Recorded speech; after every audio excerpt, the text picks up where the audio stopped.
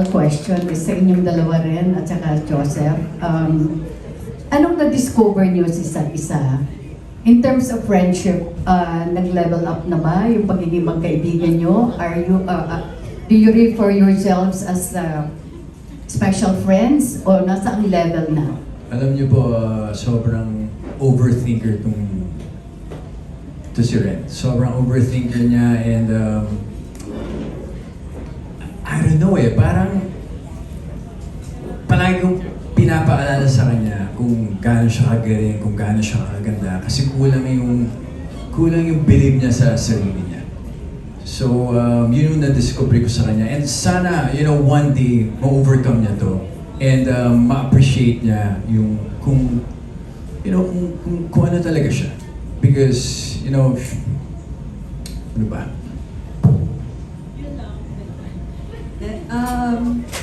Ako naman po, na-discover ko kay Joseph,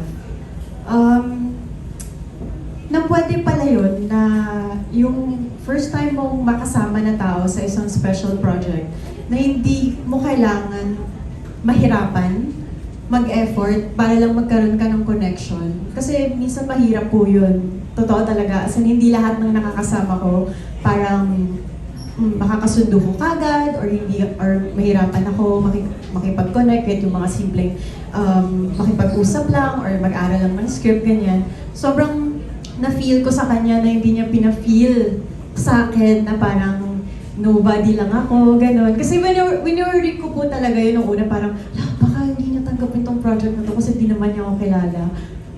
Tapos, nung nag-start kami, hindi niya po talaga pinaramdam yun sa akin.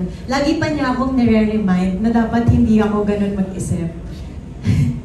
Kaya tama naman yung sinabi niya. And malaking tulong po talaga yung ganitong klaseng connection and friendship namin kung bakit naging comfortable enough din ako sa set and to portray my character well kasi binigay niya din sa akin yun na hindi ko kailangan mag-overthink.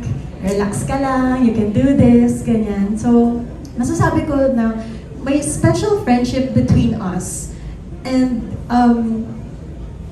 masaya na may ganun on set, na may kakampi ka. Yung ganun po. Yes, magkakampi kami. Teka, follow up lang ha. Sabi ko last question ko na yun. Sa inyong dalawa, Joseph, is Ren a girlfriend material? Kay Ren, is Joseph a boyfriend material? I think more of wife material.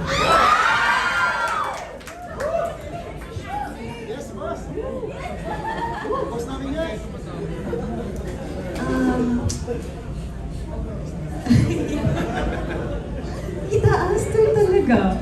Hindi, syempre naman, I mean, sino ba namang magsasabi ng no, di ba? It's Joseph Marco, everyone. Like, come on.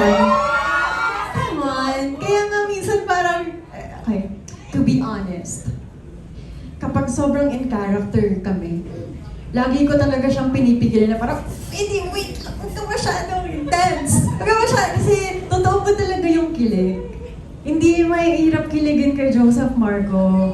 So, yung mga makita niyong eksena, effortless po talaga yun. Kasi, he is Joseph Marco, period.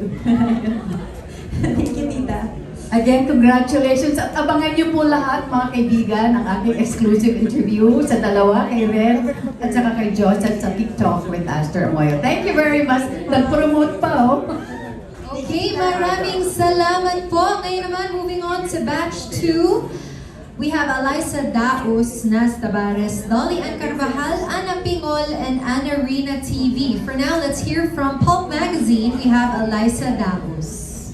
Hello, my question is for Ren and Joseph.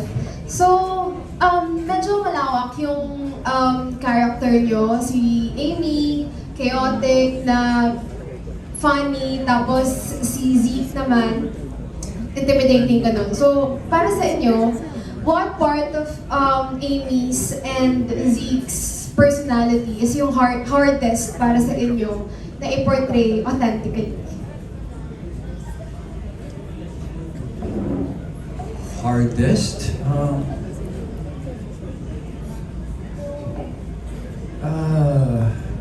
That's a very good question. Hmm.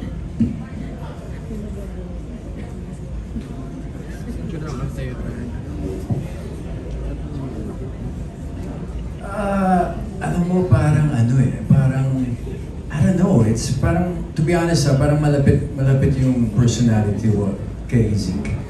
Na medyo tahimik lang, you know,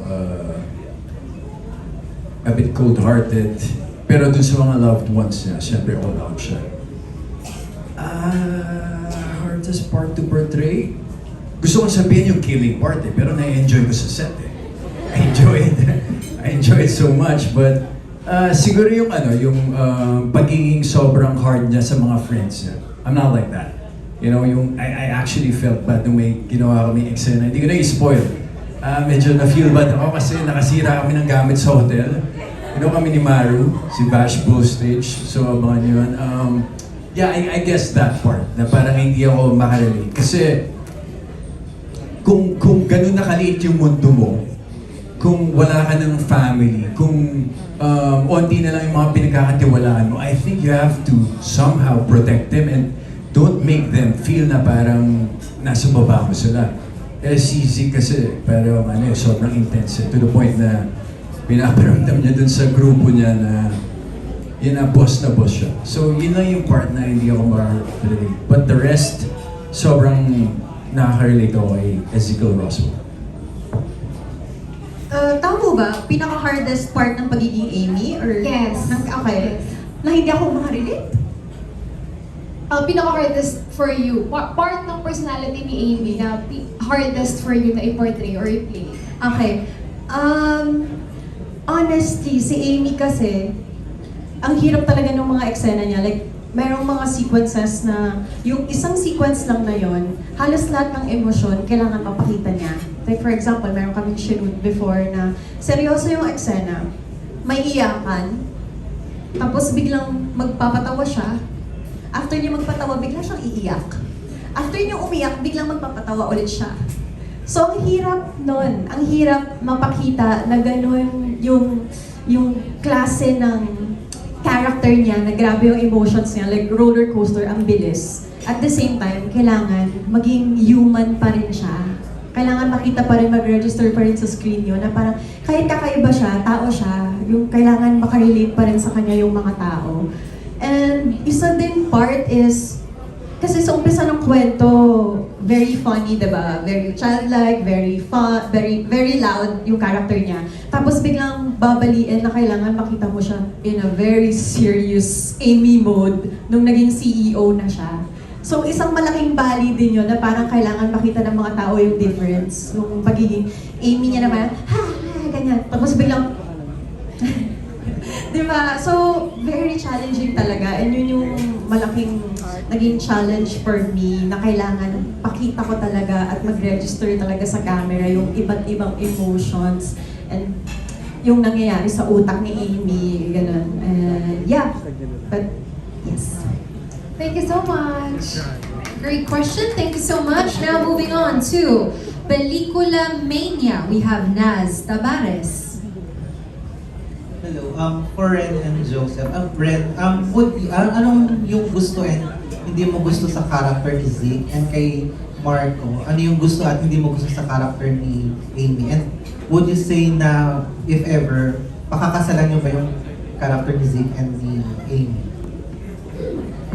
Kung ano yung gusto at hindi gusto ko sa kanya. Kay Amy yan. As Amy. Kay Amy, yung gusto ko sa kanya, I guess yung pagiging genuine niya. Talagang mabait na tao si Amy. Sobra yung, wala siyang wala siyang bahid ng kasamaan. Talagang, kumbaga sa color, she's white. Siguro yung part lang na hindi ko gusto, talagang tataka-taka siya. As in, I cannot stand a person like that.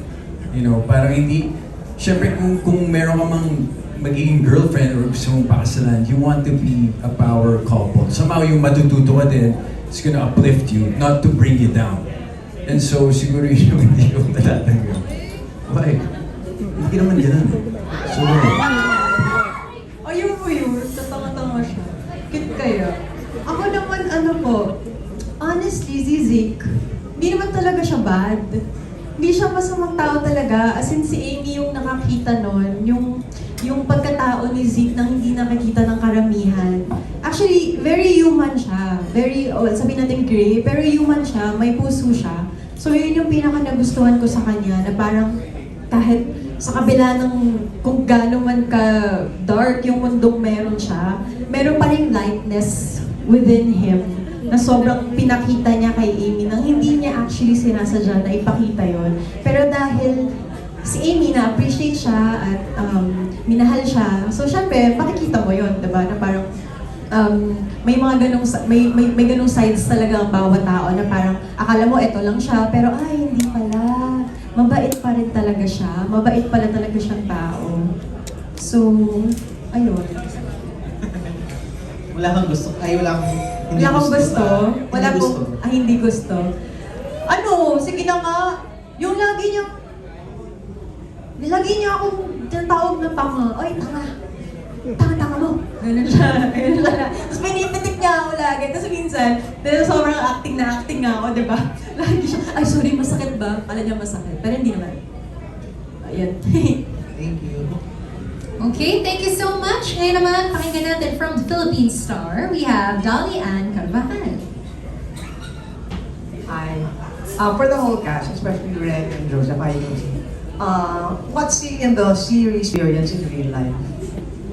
What scene in the series would you like to experience in real life? Simula naman tayo on that end. Ikaw naman. RG, Liv. Gusto ko muna si Maro mag-ano. Nag-iisip pa ako. Ano kaya? What scene, the question is, what scene kung yung i-apply in real life? What scene in the series would you like to experience in real life? Oh, probably being the mafia talaga. Kasi I think malayo naman talagang maging mafia ako. Pero kung meron mang scene na talagang gusto kong matry, is yung may mga scene kaming bakbakan talaga. Yun yung gusto kong matry in real life. Though, i-play safe lang natin kasi syempre, mahirap naman na. Pero yun talaga, being mafia, for me lang kasi, yung world kasi ng mafia, kung as is mo siyang papakinggan na mafia, parang ang sama. Pero sabi nga ni Red kanina na may different colors talaga eh. Hindi porket akala mo dark lang siya. So, gusto kong ma-explore yung ganong life, kumbaga, na just because it's a mafia, that doesn't really mean na ang sama ng tao yun. Yun lang yung gusto kong experience in your life. Thank you. May naisip ka na, di ba? Iniisip na ako. Para sa akin, simple lang. Gusto kong mangyari in real life without spoiling too much. Mag-drive ng big bike. Yun. Pero dahil sa conflict ng sked, sana next time meron pa. Yun lang. Thank you so much. Thank you.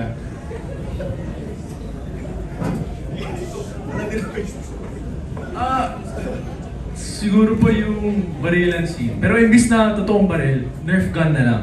O kaya paintball or laser tag, anything like that. Kasi it's really fun. Kasi when you're using a Nerf gun naman, nakala mo mafia ka, gangster ka. So siguro yung mga ganun, miss ko yung mga moments na ganyan. Ay, may naisip na ako. Same with Frost, tsaka yung mga bakbakan na madaming kalaban ganun. Pero syempre hindi ako mabubugbog. Ako yung mabubugbog. Ganun. Parang aangas kasi tingnan eh. Okay, Kyosu? Ako naman po, siguro yung wealthiness ni Sir Zeke Roswell and also yung pagiging mafia. Yeah. Ako naman, gusto kong maranasan maging Sebastian Lerwick. Ano kasi sobrang gentleman niyang tao eh. Diba? Yeah, so yung mga, lalo na yung mga eksena kasama si Misha, yun yung mga favorite ko. Hindi, walang spoiler. Hindi ko sasabihin. Pero syempre, may mga eksena sila. So, yun, Sebastian Lerwick. Or kahit si kahit, wag na pala. Sa akin naman yung yung may kaibigan akong makakakilala ng isang mafia, tapos mabait siya sa aming lahat. Tapos pupunta niya kami sa beach, sa ibang bansa, kasi kasama namin yung kaibigan niya. Ayun, gusto ko maranasan real life. Coming over to Aliyah.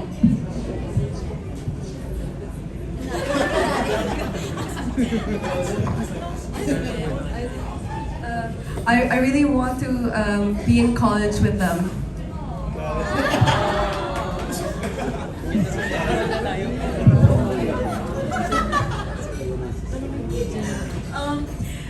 We just shot recently sa mansion ko. So, I think yung lavish life ni Kylie. But yes, walking into the mansion, ganun. I want to experience that. Ako yung gusto kong ma-experience isn't my characters, because my character is kind of like masungit all the time. Ang gusto kong ma-experience is maging Amy. I would want to experience like kahit like aanga-anga. Yeah. Ilalab ako unconditionally and i-accept ako unconditionally. Sarah, sa bugto daw. Yung kailan daw. Sinamtan. Tagal naman.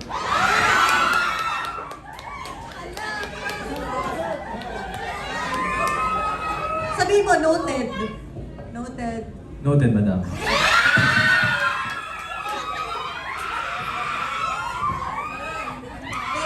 you for that question. Miss Dolly, thank you for another great question. Palagi kong inaabangan yung question mo. Yung gusto kong ma-experience, I think all of us can agree. Sino ang gusto maging bilyonaryo dito? All of us. And of course, to be a CEO. Miss Kai, billionaire. Gusto rin niya. Gusto rin ng manager ko. And siguro yung maging CEO ng isang company na kontrolado mo yung lahat, I think, yun ang gusto kong ma-experience. Tama. Oo nga, sa panahon ngayon, kung magiging practical lang tayong lahat, ang saya, di ba, magising ka biglang, may asawa akong CEO! Ganon, di ba, ang yaman mo na, lahat ng, ang daming kumpanya, di ba, may airlines, may shipping lines, may restaurants, may lahat-lahat, di ba? So, yun, yung pagising mo isang araw, meron kang gwapong asawa, meron kang mabait, di ba? Mabait na asawa na sobrang ma-appreciate ka kahit imperfect ka. Kasi sa panahon ngayon, parang sobrang nagmamatter na kapag nakita ng isang tao yung mga imperfections mo, parang, ay, di pala okay to. Di ba? Parang ang sarap sa pakiramdam na kahit na hindi ka perfect at madaming kulang sa'yo or hindi ka kamahal-mahal, merong isang taong sobrang mamahalin ka ng totoo. I guess. I guess yun. Thank you po. Alright, thank you. Si Direk. Does Direk have an answer? Gusto kong mabaril. More diba? Gusto ko yung bed scene. Matagal na rin kasi eh. Ano ba? Wala. Parang gusto ko lang maging siguro yung kay Amy. Kasi baliw-baliw. Ganyan. Tsaka gusto ko pala magkaroon ng pusa tsaka aso na nagsasalita. Gusto ko yun. Alright, thank you so much, Miss Dolly, for that fun question. Now moving on to Ana Pingol from Pika Pika at Pangmasa. Hello. Para kay Ren, Joseph, and kay Derek, hypothetical lang, pag halimbawa may mahal kayo sa buhay or kaibigan na involved pala sa mafia, isusuplong nyo ba o kukonsintihin nyo dahil you enjoy the perks din? Ako na po. Okay. Hindi po. Ako po mismo magsusumbong. Payurihin nyo to. Masamang tao to. Hindi, honestly, kung ako kung kunwari yung ba't kapatid ko yun, tapos meron siyang sinaliyang organization na alam ko mapapahamak siya, kahit pa siguro maging billionaire kami ganyan, parang I don't think kaya kong konsentihin yun or makakatulog ako sa gabi-gabi na iisipin ko kung safe yung kapatid ko, kung gaano ka-dangerous yung pinasok na buhay ng kapatid ko. And of course, Generally speaking, parang ayoko, parang hindi din po talaga kaya ng konsensya ko i-tolerate yung mga ganong bagay. So, yes, isusumbong ko siya. Ganon. Same din sa kanya kasi syempre parang kahit na daming pera, di ba, daming connections, pero hindi sa tama ng gagaling. Parang ang hirap matulog sa gabi, parang gano'n. Mas mahal kasi ngayon nowadays ang peace of mind, lalo na ang ingay ng social media, ang ingay ng mundo, may gera, di ba? So parang kung makakatulog ako ng maayos sa gabi-gabi, na wala akong inaalala sa mga mahal ko sa buhay, sa sarili ko, mas pipiliin ko yun, yung lumayo sa mga ganong klaseng bagay. Actually, I very much agree din sa mga sinabi nila. I feel the same way. And aanhin mo ang pera kung hindi ka naman makatulog sa gabi. So yeah, I wouldn't accept that kind of life. Alam ko maraming balik na kasamaan yon, maraming karma dadating sa'yo sa buhay mo. And yeah, so hindi okay sa akin. That's all. Thank you. Alright, thank you so much. And last but not least, pakinggan natin si Anarina TV, our TikTok content creator. Hi guys, this is for everybody. Lenten season na ngayon. So, what do you think, paano mag-o-observe ng Lenten season yung characters niyo? Paano mag-observe ng Lenten season? Okay, saan naman tayo mag-start for everybody? Who has an answer? Or, mag-o-observe ba ng Lenten season? Yes. Can that be one of the answers? Okay, dito tayo kay Dan. You have an answer? May tanong po si Sarah. Why? I feel like Frost would like to answer first. I think they're asking, ano daw po yung Lenten season? Actually, we're all here like asking each other. So But we just found out not that it's here po. Ay, sorry. Yung ano ngayon, di ba? Mahal na araw. Oo, mahal na araw. Yes, Holy Week. Okay. Holy Week. Sorry. Sorry po. Yeah. How do you think your character will observe the Holy Week? Okay. Kasi some people, they abstain from meat. Hindi ba? Yung iba naman, nagpapapako sa krus.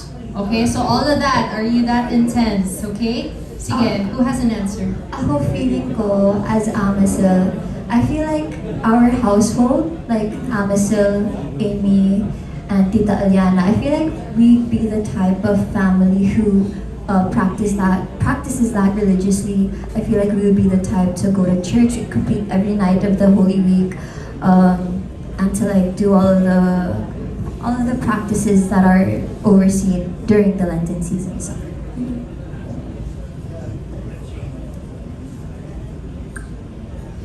Okay, I see. I feel like Hailey would. I feel like she would go on vacation with her family during Holy Week. Yeah. Diba? Parang magbe-vacation sila buong Holy Week. May nakaplano na yan. Months before. I have some family issues, Shanvani, so I think she would be the one that's invited to another family. Okay. Ako naman as Louie, siguro sasama ko na lang ako kay Louie tsaka kay Insan. Siyempre, bawal ako mahiwalay sa inyo. Ba't nakikiinsan? Ako na ba? Okay, sige. Ako naman si Nico, feeling ko siya yung tipong nagdo-donate sa charity. Kasi ano siya medyo mayaman siya, nagmamodel. Yun yung description niya. So, yeah, siya yung tipong magdo-donate, tapos kung may oras siya, mag-charity work, diba, mag-feed the in need, tapos syempre, sisiguraduhin niya na okay si Moo, na okay si Ren, na kumain na ba siya, pumunta na ba siya sa mga kailangan niyang gawin. So, ganun si Nico. Siguro si Kevin Alvarez, kada araw iba-iba yung babae na sinasamahan. As Kevin Alvarez, Yeah. Like, syempre, chick boy, ayun. Pero siguro mostly kasama ko sila, yan, ito, yung trio, yung models, yan. Ako na lang, sige. Si PJ kanina nagbumulong sa akin eh. Nanonood na naman ng movie. Pero anyways, sa akin siguro as Jacob Lee, I think, pumupuntang church with the boys, siguro nag-prepare. Oo, tama yan. Nag-text siya sa akin eh. And siguro since Jacob Lee can hack devices, work from home muna. Pagtawagan ako ni boss, Holy Week naman eh. Then muna ako sa bahay, work from home. Ako naman as Vash Ballstridge, I think matutuwa ako kasi magpapahinga si boss sa pagbubog sa akin. And probably by that time, nagpapagaling pa ako kasi may bali somewhere, kung nasaan man yun. So, dahil bundado tayo, masaya ako sa Holy Week for sure. Magpapahinga at magtatago. Boss, Holy Week naman!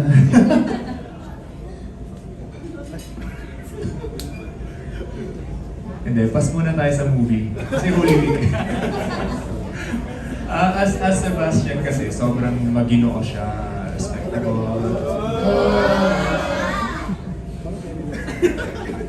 Ayun, gentleman siya. Siguro nasa,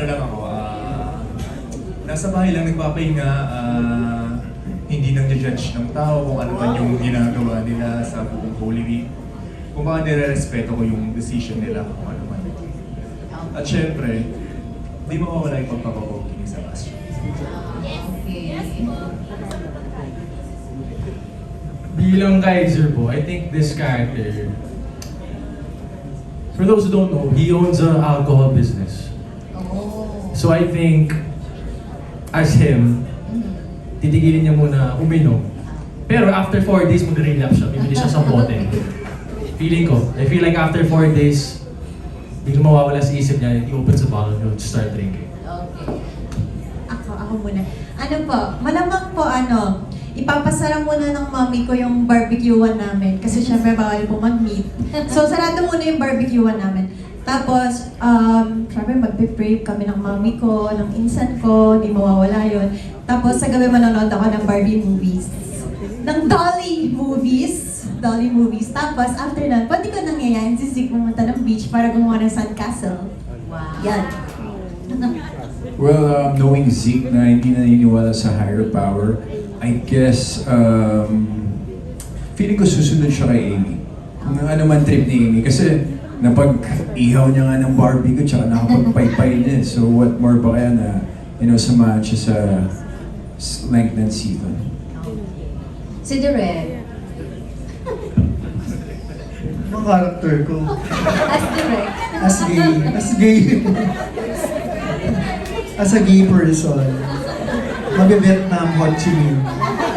Naghahanap ng mga doon, singket. So yun. Pero mag-Vietnam talaga ako sa Sabi ko, muna tayo mag-shoot hanggang April 7. 8 na tayo bumalik. Yun siya. Thank you.